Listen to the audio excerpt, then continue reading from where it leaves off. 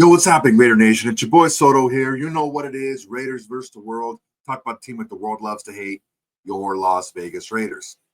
Well, I'm kind of in an away game here, okay? I'm not at home, not in front of my normal setup, so I may look a little bit weird with the shadow and everything, but I'm doing my best to give you guys the content. I couldn't do a post-game show after the game last night. Just time got away from me and it just couldn't happen. So I'm doing a post-game show now, but we're able to have a little bit more clarity on what happened and kind of review some things and just kind of see what's happening right now with this team. Of course, the bad guys lose 10-7 against the hated donkeys, the Denver Broncos.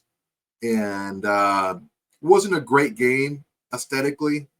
Not a lot of offense going on. Most of the game was 3-and-outs and punts and stuff like that. But a lot of things have happened. We're going to get to all that. Breaking news, Tom McMahon, the special teams coordinator for the Raiders, has been fired, has been let go. As of this recording, a replacement has not been named yet. Now, Tom McMahon is actually a pretty highly regarded special teams coach. I don't know what the heck's going on, but not only are a ton of kicks getting blocked, multiple punts, field goals, stuff like that, but also, Daniel Carlson's having a rough season. AJ Cole still a stud, but Daniel Carlson's having a rough season. The blocking, a lot of penalties on special teams. The tackling on special teams has been really bad.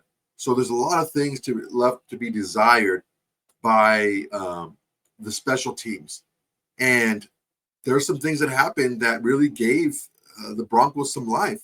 The defense, we're going to get to that, but I don't want to jump around because I have a lot of things I want to talk about. I have a lot of things swimming around in my head, but focusing on special teams has been an issue the entire season, not just with converting kicks, but blocking on special teams, the lack of tackling on special teams, and most importantly, in my eyes, the penalties on special teams can really hurt you. So all these things hurt in a big way because when special teams go bad, that's a flipped field position, and normally it's points scored off of that, or not only that, but maybe points not scored for you and points scored for the other team. Big swings when it comes to special teams. So special teams, Tom McMahon is out as of this recording. A replacement has not been named yet. Let's review the game. There was a lot of things to take away from this that we just have to deal with. First off, I want to get to coaching.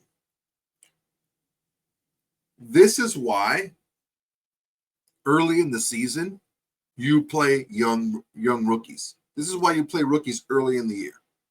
So when you count on them later in the season, it's not like the first time you're counting on these guys.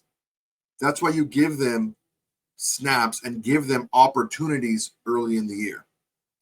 I don't like the fact that Jack Besh and Dante Thornton have played entire games and played offensive snaps and not gotten targets. I think it's very short-sighted. It's not typical of a Pete Carroll team. And this is what you get. You get what you get because for lack of a better phrasing, okay, the rookies in this game effed us, screwed us, big time. The rookies that played on offense all had huge mistakes, massive mistakes that cost this team dearly. Let's start with Jack Besh and his holding call on Ashton Genty's 30, I believe it was like a 35-yard run. We were cooking. I believe we had just scored a touchdown. We're going in to maybe have another score. And Jack Besh with a questionable call. I believe if he would have kept his feet moving downfield a little bit better, he would have been more pushing the guy as opposed to holding the guy. But it was a questionable call. But regardless, it's something that you can't have. If you have Jack Besh out there more often to have to do that, he probably wouldn't make that mistake. And it was a costly penalty, man. costly penalty, cost us over 30 yards gain by Ashton Genty. I think it was a little bit of a BS call, but whatever. You get to Dante Thornton. Dante Thornton on a 4th down play was penalized for a pick play, and that took points off the board. That was a great design by Chip Kelly, and that play went for a touchdown. But we got called for the pick play. Some may say that type of pick play is like the Kansas City Chiefs pick play, or what they use all the time, which is similar, yes. One of the things we have to take a look at is Dante Thornton at no time turned to look at the quarterback. That's one thing that guys like Travis Kelce, who uses this quite a bit, what he'll do at the very end is he'll be running towards, and he'll see the defender coming at him. Okay, I'm showing you guys. At the last second, he'll do this. The difference between this and this is not much. You're still in the defender's way. But if you're running and you sit there and then you turn around and you put your hands up like you're making yourself open for a throw, the refs can't say that you're trying to block somebody because you're making yourself available to be a pass catcher. Now, if the defender runs into you, that is not the defender's fault and it is not a penalty. Dante Thornton did not do that. Dante Thornton ran in with like this, like he was trying to block, like he was trying to protect himself. Had he been out there the majority of the season to run these types of plays in the past, I think he would have known at the very last second to turn around and put his hands up like he's an available target. And again, you asked for it. You asked for it by putting these rookies out here now because you have to. You put these rookies out there now because you have to now, because there's no one else on the bench. You have Tyler Lockett, you have Trey Tucker, who counted for 7 of your 16 completions. And then that's it. You don't have anybody else. You have to put out the rookies because the rookies are the guys that are they're the only guys that can dress. On top of that, a long pass to Dante Thornton, the last possession before the half, would have put us in the field goal range. Who knows if we would have made it, given how Daniel Carlson has been. But he was wide open by NFL standards. The ball was right there. He just didn't convert. He didn't catch it. And that's why you give these guys more experience, give them some confidence before the season. I don't know, man. This is what you get, coaching staff. This is on you now. I understand the rookies made mistakes, but rookies are going to make mistakes. You want to get those mistakes out as early as possible, okay? I have not seen Ashton Genty run the route that he did anywhere at any time this season. He ran the route. Yes, the pass was a little bit hot. Yes, the pass was ever so slightly behind him, but it hit Ashton Genty right in the hands, and he popped it up in the air, and it got intercepted. That's on Ashton Genty. I don't put that on Geno Smith. I put that on Ashton Genty, but whatever. It's Geno Smith's pick, and let's just move on. But this is what you get when, I don't know why, Pete Carroll had a bug up his ass, and he didn't want to play the rookies. I just don't get it. But this is what you get in the middle and the late season when you don't sprinkle these guys in, when you have them go weeks, games without getting targeted, or only one target, or 2 targets. You have to get them mixed into the game plan.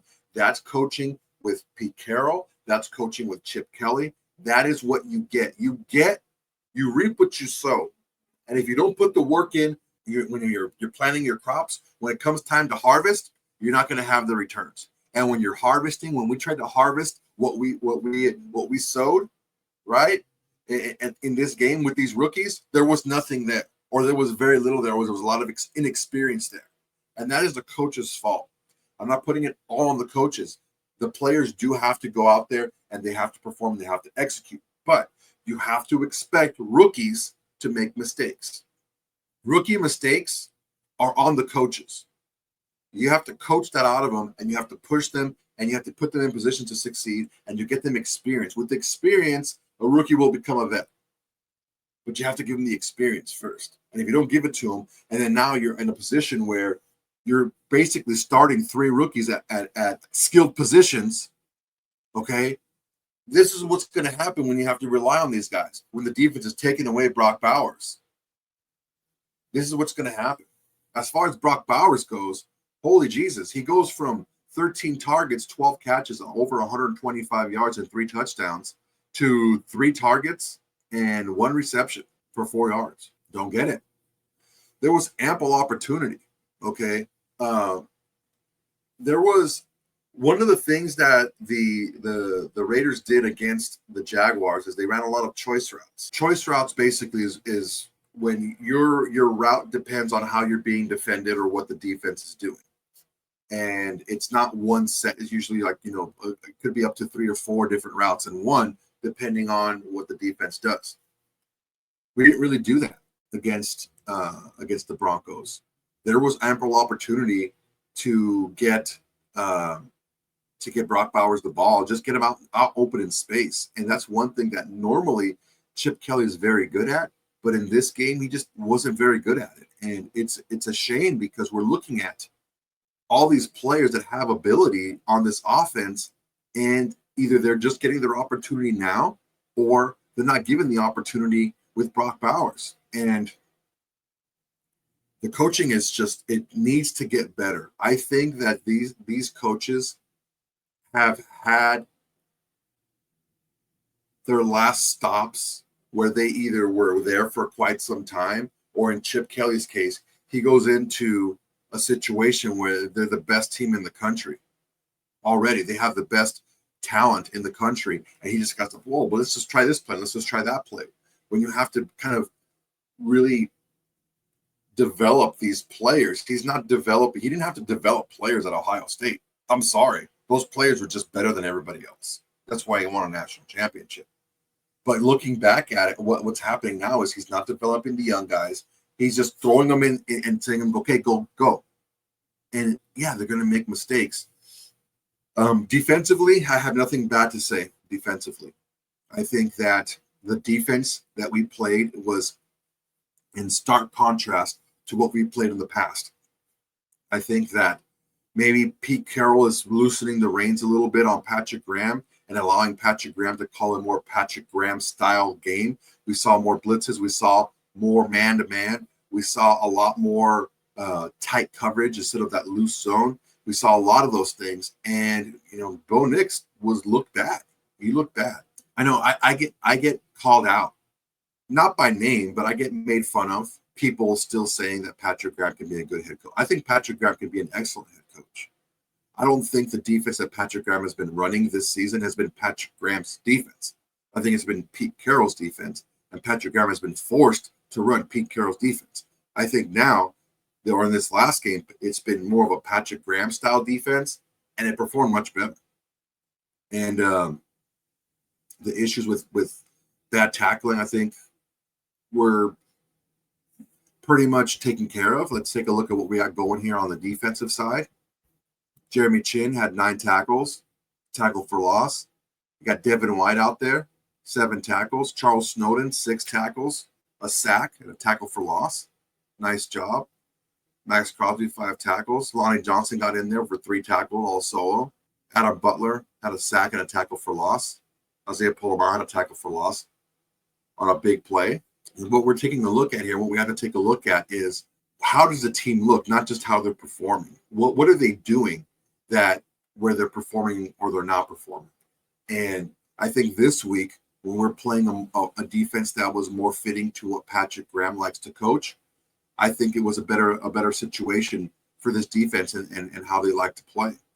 Let's hear what Pete Carroll had to say in the post-game press conference about the game, about injuries, and about his thoughts on the game. Let's hear from Pete Carroll.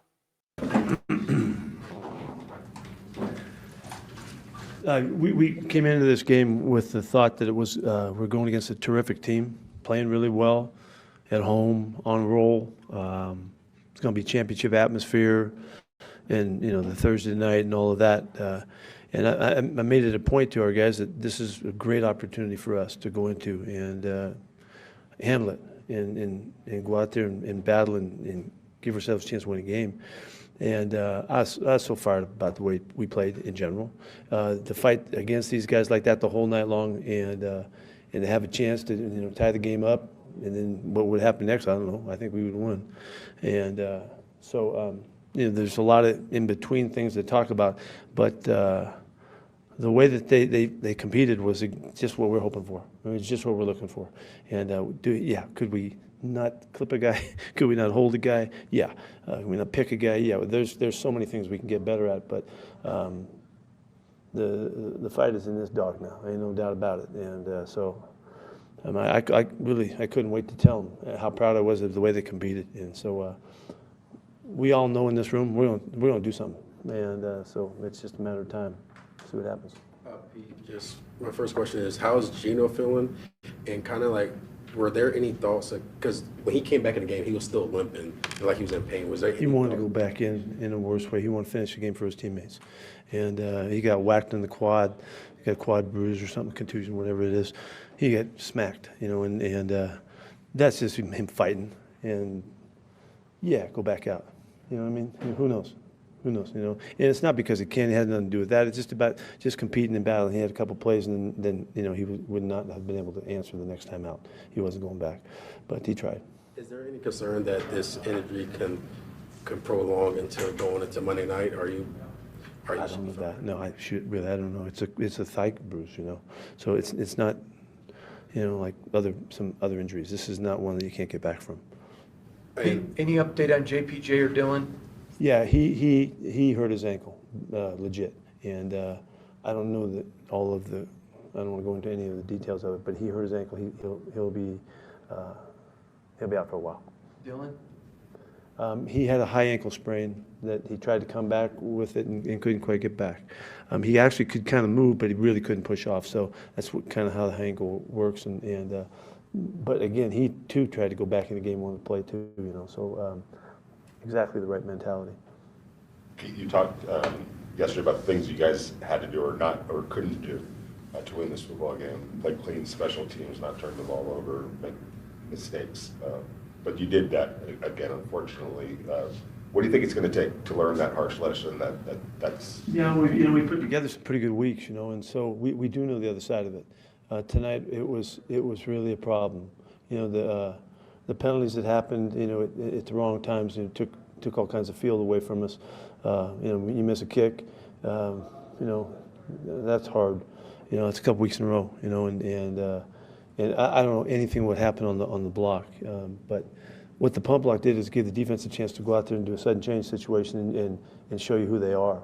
And sometimes it's got to get really hard, before you can find yourself. And I had any doubt those guys did. I thought it was amazing response to it. I know. I know there's no silver linings in a loss, but can you talk about that defense? I don't think you can not talk about that. God, it was a great night of D. Really, it was. The third downs, I think we beat them up the third down pretty good. To answer the call and to take advantage of the field position opportunities and the mentality that demonstrated really from the coaches, and Patrick did a great job tonight with the guys and keeping them on track with the plan and all that, but also by the really obvious situations that we faced. It wasn't like the ball's in the 35 all night long. And to answer that way, so much heart, and so much toughness, and so much grit about them. From maxx on throughout. It wasn't just one guy. It was everybody. And we played a lot of guys tonight. Got them in and out of there. Playing in this altitude had no factor, none of that. We played through all of that. I was just so proud, to be in the room with them. And it's just unfortunate because I love them so much that I just wanted to have the wins and the fun and have a great locker room and a great ride home and a few days off and all that. We didn't get that. Some mistakes from the rookies today, Besh and Dante with a holding and a drop by Dante, drop by Genty. Are these growing pains that'll make them better down the road?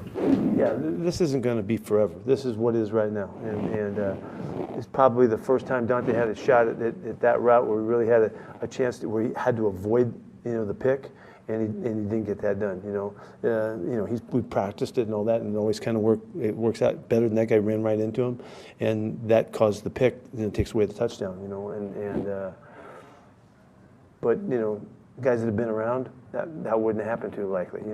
They know how to avoid it because they know that what's coming. They're going to get called. And so those things will go. We'll overcome that. If they don't, then they're not getting better. They won't be here. But they'll improve on those kinds of things. Pete, Brock Bowers only had one catch. Were you surprised at the lack of involvement he had tonight in the passing game? We were trying. We were trying all day long. The calls were going that way, and the ball just didn't get there.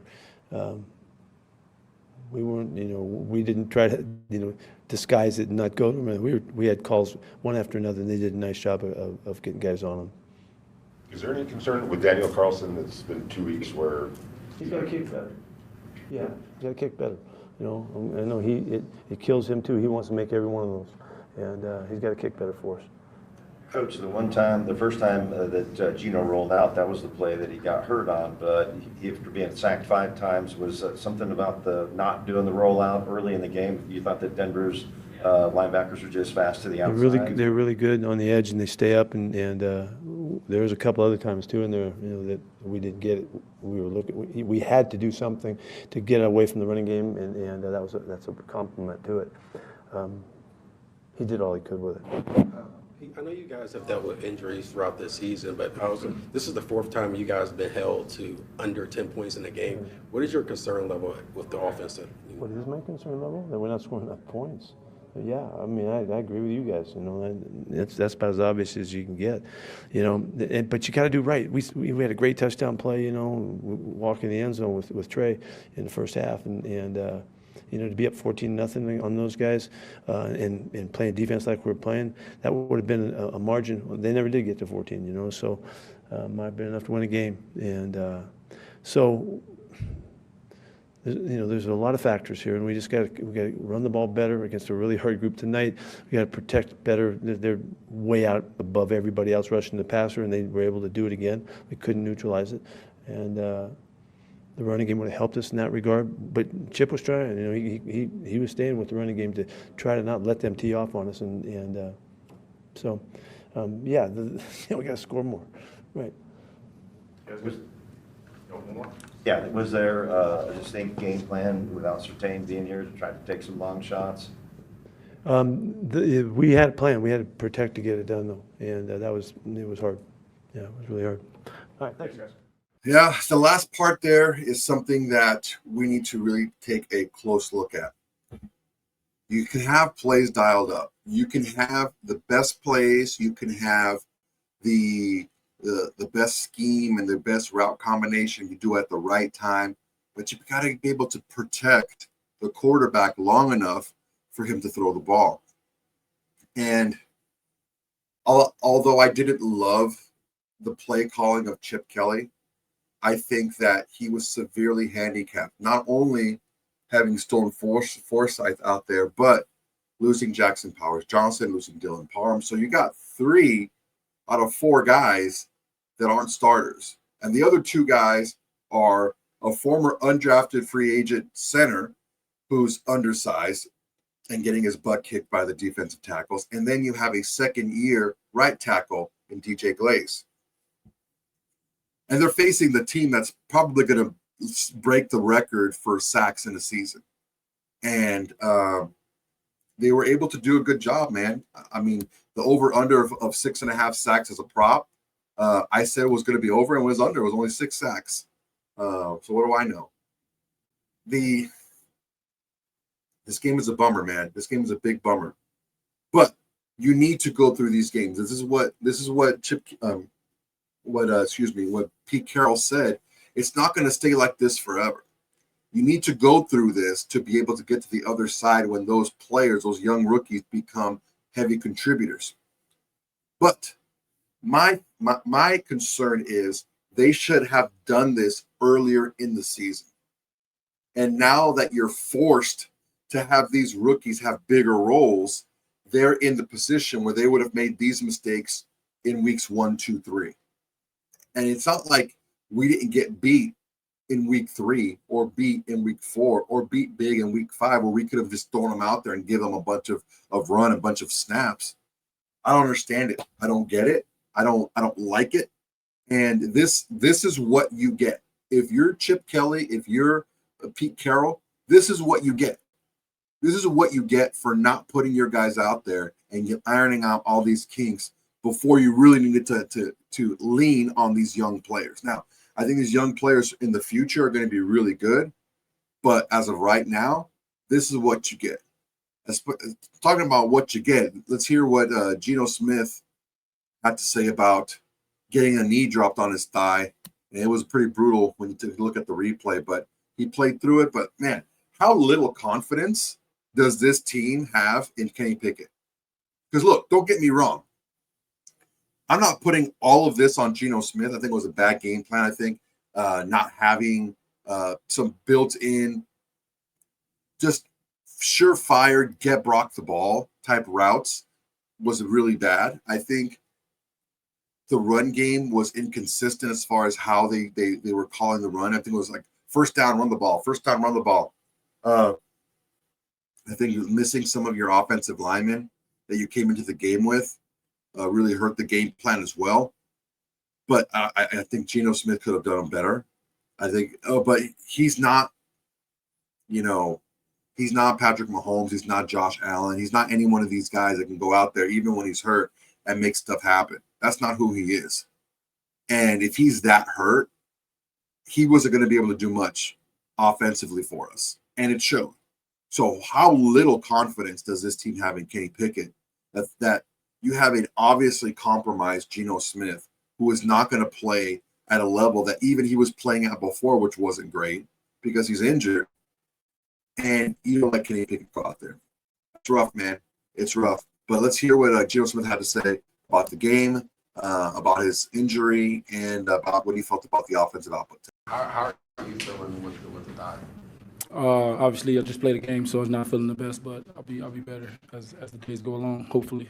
And why was it, Pete Carroll said you personally wanted to go back into the game. Why was that so important to finish it out? I mean, that's just kind of how I'm wired. I never want to leave my teammates out there alone. I feel like it's a big responsibility of mine to be out there and to do whatever I can to help us win. So, I felt like I could try to tough it out, and that's what I tried to do. How difficult physically were those last couple of drives to just get through?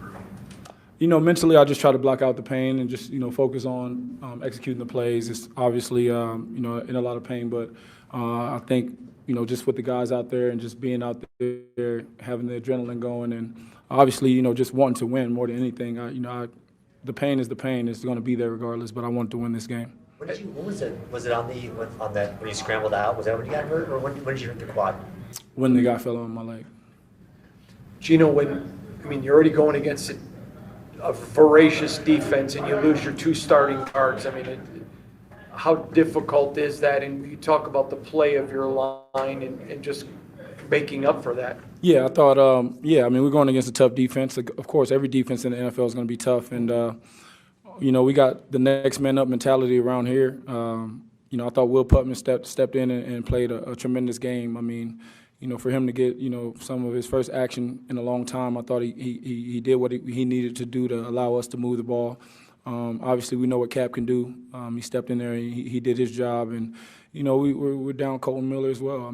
There's some guys that aren't in there, but those guys stepped in and they did what they had to do. We fought to the end, had a shot at the end, and we just didn't get it done. Chip had a tremendous game plan. You guys came out, you were moving the ball, a couple rookie mistakes, killed a couple of drives. Talk about rookies just being rookies. Yeah, everybody's learning. Rookies, veterans, mistakes happen in the game, but in order to be a good team, you got to play clean. And I keep saying it every week. You got to play a clean game, and you can't have missed assignments. You can't have penalties. You can't have, You have penalties negating big plays. Can't have turnovers. Those are the things that hurt teams. And when the Raiders stop beating the Raiders, we'll go out there and we can beat anybody in this league, but we got to stop beating ourselves first. And it seems like that's been a reoccurring thing every single week. And I know it's not for a lack of effort. I know it's not for a lack of, guys wanting to do well. I think guys are just, learning as we go. Did you talk to your guys, Ashton and Dante after the drop, Ashton after he bobbled the pass? So What do you think of those two plays? It's football, man. Like I say all the time, it's football. Nobody's perfect. Things are going to happen, and we got to continue to push forward. I thought our defense played a tremendous game. Even after that turnover, they went out there and they held them to 3 points, right? They gave us a chance at the end. And, with Dante, like I said, he's a young player, very talented player. He's still developing. And all of these moments, all of these situations, we're all going to learn from them. We're all going to get better from them. So never too hard on the guys. I want them to just continue to, have that confidence in themselves because we're going to need them. Geno, just this obviously has not been the season you or anyone in that locker room expected. Just how are you internalizing just like how things been going so far? The way I see life, man, like I always say this, man, God will never put anything on me that I can't handle. And I believe that, again, this team, man, like it's usually darkest before dawn. We're gonna rise, man. We're gonna rise. It hurts. It sucks. I mean, I give my all to this game, everything that I can do to win. Trying to figure it out, but we'll figure it out. On the shots to Lockett, were those primary reads or were those progressions you ended up working your way to? Some of them were, and then some of them were just, him having a feel for the game and knowing where to get into the right spots. I thought Lockett played a tremendous game for only being here, a week, about half. I thought as he continues. I think Brock only had one catch. Was it something Denver was doing defensively that kind of like took you away from your coach, your primary guy? Yeah, I mean, there's heavy emphasis on Brock. Obviously, when you go out there last week and have 3 touchdowns and have the performance he had, guys are going to see that on film and do whatever they can to stop him. But we still got to find ways to get him the ball. We got to move him around and just put him in position where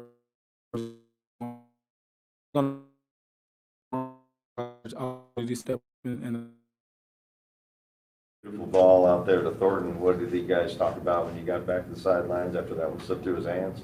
I just told him, I'm going to need you to be ready on the next one. I mean, that's really it. Just be ready on the next one. Try to give him confidence. I know he was over there, probably thinking about it, but, I just try to get him out of his head and be like, hey, man, we need you to focus on the next play. Like I said, nobody's perfect.